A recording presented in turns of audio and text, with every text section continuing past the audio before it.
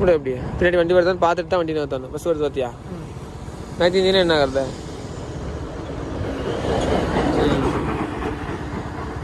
பார்த்துட்டே வண்டி முறுக்கு. விடு முறுக்கு, அதை விட்டுரு. இப்படி அடுத்த கீர் போடு.